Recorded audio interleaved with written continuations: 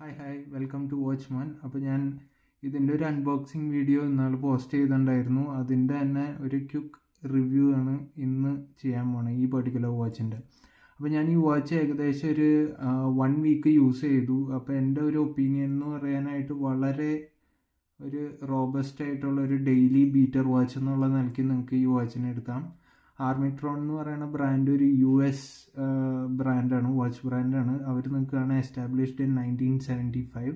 അപ്പോൾ ഒത്തിരി ഹിസ്റ്ററി ഉള്ള ഒരു പെർട്ടിക്കുലർ വാച്ചാണ് ആർമിട്രോൺ. അന്നത്തെ കാലത്ത് ഡിജിറ്റൽ ക്വാർട്സ് വാച്ച് മാർക്കറ്റിനെ പിടിച്ച് ഷെയ്ക്ക് ചെയ്യുന്ന സമയത്ത് അമേരിക്കയിൽ one of the prominent watch brands ആയിട്ട് നിന്നവരല്ല ഇപ്പോഴും നിൽക്കുന്ന ഒരു വാച്ച് ബ്രാൻഡാണ് ആർമിട്രോൺ.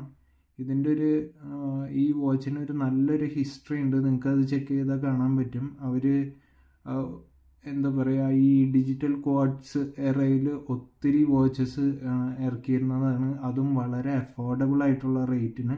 അന്നത്തെ കാലത്ത് സേക്കോ, സിറ്റിസൺ, ബുലോവ, പിന്നെ ഹാമിൽട്ടൺ ഒക്കെ ഡിജിറ്റൽ വാച്ച് ഇറക്കിയ സമയത്ത് ഇവർ നല്ല അഫോർഡബിൾ ആയിട്ടുള്ള പ്രൈസിൽ അമേരിക്കയിൽ വാച്ച് ഇറക്കിയിരുന്ന ഒരു ബ്രാൻഡാണ്. അപ്പോൾ ഇതാണ് ആർമിട്രോണിൻ്റെ റൂബിക് എന്ന് പറയുന്ന ഒരു പെർട്ടിക്കുലർ ഡിജിറ്റൽ വാച്ച്.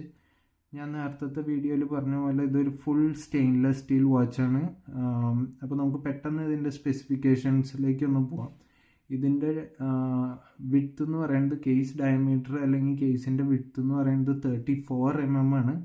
ബട്ടണും കൂടി ഇൻക്ലൂഡ് ചെയ്ത് വരുമ്പോൾ ഏകദേശം ഒരു 37 mm ആണ്. ഇതിൻ്റെ ഒരു ലെഗ് ടു ലെഗ് എത്രയുണ്ടെന്ന് വെച്ച് കഴിഞ്ഞാൽ ഏകദേശം ഒരു 40 mm ആണ്. പിന്നെ അതിൻ്റെ ഒരു ലെഗ് വിഡ്ത്ത് വന്നിട്ട് 18 mm ആണ്, നിങ്ങൾക്ക് കാണാം. ഇനി ഞാൻ പെട്ടെന്ന് ഇതിൻ്റെ സ്പെസിഫിക്കേഷനിലേക്ക് പോവാം, ഇതിൽ എന്തൊക്കെ ഫീച്ചേഴ്സ് ഉണ്ടെന്ന്. അപ്പോൾ നിങ്ങൾക്ക് കാണാം ഇതിലൊരു അലാം ഫീച്ചർ ഉണ്ട്, അത് ആർലി ചൈമും ഉണ്ട്, പിന്നെ ഒരു അലാം സെറ്റ് ചെയ്യാൻ പറ്റും. ഒരു അലാം മാത്രമേ ഉള്ളൂ. പിന്നെ ഒരു സ്റ്റോപ്പ് വാച്ച് ഉണ്ട്, പിന്നെ ഒരു സെക്കൻഡ് ടൈം സോൺ നിങ്ങൾക്ക് ഇതിൽ ആഡ് ചെയ്യാൻ പറ്റും.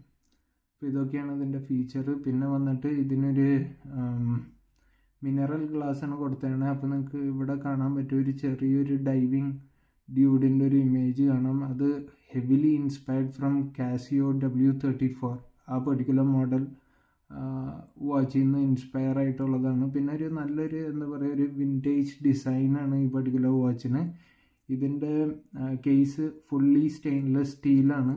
പിന്നെ നിങ്ങൾക്ക് കാണാം ഇതിൻ്റെ ബാക്കിൽ ആർമിട്രോൺ ഇങ്ങനെ എച്ച് ചെയ്ത് കൊടുത്തിട്ടുണ്ട്, establish 1975. 50 meters of water resistance ആണ്. അത് കമ്പയർഡ് ടു കാസിയോസിൻ്റെ ബേസിക് ഓഫറിങ് എനിക്ക് വളരെ നല്ലൊരു കാര്യമായിട്ട് തോന്നി. കാരണം കാസിയോന് ഇപ്പോൾ വരുന്ന ബേസിക് അവരുടെ വിൻറ്റേജ് കളക്ഷൻ സീരീസിൽ വരുന്ന എല്ലാത്തിനും 30 meters ആണ് വാട്ടർ റെസിസ്റ്റൻസ് അവർ ഓൺ പേപ്പറിൽ പറയണേ. പക്ഷേ ഈവൻ ദോ അത് കുറേ വിത്ത്സ്റ്റാൻഡ് ചെയ്യുമായിരുന്നു. ഇനി നമുക്ക് ഇതിൻ്റെ അടുത്തൊരു കാര്യം പറയേണ്ടത് ഇതിൻ്റെ ഒരു ബ്രേസ്ലെറ്റാണ്. ഇതിൻ്റെ ബ്രേസ്ലെറ്റ് നിങ്ങൾക്ക് കാണാൻ പറ്റും, സോളിഡ് ലിങ്ക് ബ്രേസ്ലെറ്റ് അല്ല, ഒരു ഫോൾഡഡ് സ്റ്റൈൽ ബ്രേസ്ലെറ്റാണ്. എന്നാലും വളരെ ഒരു ഹൈ ക്വാളിറ്റി ബ്രേസ്ലെറ്റ് ആയിട്ടാണ് ഫീൽ ചെയ്യുന്നത്. നിങ്ങൾക്ക് ഈ വാച്ച് എടുക്കുമ്പോൾ തന്നെ ഒരു ഹെവി വാച്ച് എടുക്കുന്ന ഒരു ഫീലുണ്ട്. കമ്പയർഡ് ടു കാസിയോസ് അത് ഒത്തിരി ലൈറ്റാണ്. കാരണം അതിൻ്റെ കേസൊക്കെ റെസിനിൽ വരുന്നതുകൊണ്ട് വളരെ ലൈറ്റായിട്ടും അത്ര ഒരു ഹെവി ഫീലില്ല. അതൊരു എന്താ പറയുക, ഒരു റഫ് യൂസിന് പറ്റുമോ. പിന്നെ പോകെ അതിൻ്റെ കേസിലൊക്കെ സ്ക്രാച്ചും പിന്നെ ഈ ക്രോം കോട്ടിംഗ് ഒക്കെ പൊളിഞ്ഞു പോകാനുള്ള സാധ്യതയുണ്ട്. പക്ഷേ ഇതിൻ്റെ കേസിൽ ഇത് ഫുൾ സ്റ്റെയിൻലെസ് സ്റ്റീൽ വാച്ചാണ്. ഇതിൻ്റെ അപ്പോൾ ഇതൊക്കെയാണ് ഇതിൻ്റെ പെർട്ടിക്കുലർ സ്പെസിഫിക്കേഷൻ. പിന്നെ അഡ്വാൻറ്റേജ് എന്ന് പറയുന്നത് 50 meters ഓഫ് വാട്ടർ റെസിസ്റ്റൻസ്, പിന്നെ ഇതിൻ്റെ സ്റ്റെയിൻലെസ് സ്റ്റീൽ ബിൽഡ്, പിന്നെ ബ്രേസ്ലെറ്റ് കമ്പയർഡ് ടു കാസിയോ എനിക്ക് ക്വാളിറ്റി കൂടുതലായിട്ടാണ് തോന്നിയത്. പിന്നെ ഡിസഡ്വാൻറ്റേജസ് എന്ന് പറയാനായിട്ട് എനിക്ക് ഒരു പെർട്ടിക്കുലർ കാര്യം മാത്രമാണ് ഒരു ഹെവിലി ഡിസപ്പോയിൻറ്റഡ് ആയിട്ട് ഈ വാച്ചിൽ ഫീൽ ചെയ്തത്. അത് ഇതിൻ്റെ ബാക്ക് ലൈറ്റാണ്. നിങ്ങൾക്ക് കാണാൻ പറ്റും വളരെ ഒരു ചെറിയ ബാക്ക് ലൈറ്റാണ്. ഞാൻ ജസ്റ്റ് ഒന്ന് ലൈറ്റ് ഓഫ് ചെയ്തിട്ട് കാണിച്ചു തരാം.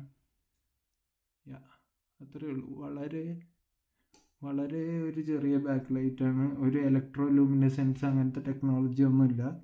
അവരത് മോസ്റ്റ്ലി ഒരു വിൻറ്റേജ് ഡിസൈനായിട്ട് കീപ്പ് ചെയ്യാൻ വേണ്ടി വെച്ച പോലെയാണ് എനിക്ക് ഫീൽ ചെയ്തത്. പക്ഷേ ആ ബാക്ക് ലൈറ്റ് ഒട്ടും യൂസ്ഫുൾ അല്ല. ഒരു 1-2 digits ഒക്കെയാണ് ആ ബാക്ക് ലൈറ്റ് വെച്ച് കംപ്ലീറ്റ് ഡാർക്ക് എൻവയൺമെൻറ്റിൽ കാണാൻ പറ്റുള്ളൂ. അതൊക്കെയാണ് ഈ വാച്ചിൻ്റെ പെർട്ടിക്കുലർ സ്പെസിഫിക്കേഷൻസ്, പോസിറ്റീവ്സ്, നെഗറ്റീവ്സ്. ഈ വാച്ച് ഞാനിവിടെ വാങ്ങിച്ചത്, യൂറോപ്പിൽ വാങ്ങിച്ചത് ഏകദേശം ഒരു $35 അല്ലെങ്കിൽ ഒരു 35 euros ഇത് ഇന്ത്യയിലും അവൈലബിൾ ആണെന്നാണ് എൻ്റെ ഒരു അറിവ്. US ഡെഫിനറ്റ്ലി അവൈലബിൾ ആണ്.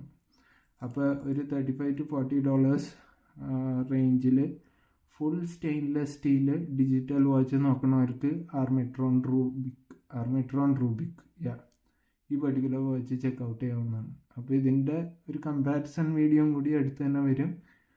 കമ്പാരിസൺ വിത്ത് A168, അതാണ് എൻ്റെ കയ്യിലുള്ള ഒരു ക്ലോസസ്റ്റ് റൈവൽ എന്ന് പറയാൻ പറ്റുന്ന ഒരു വാച്ച്.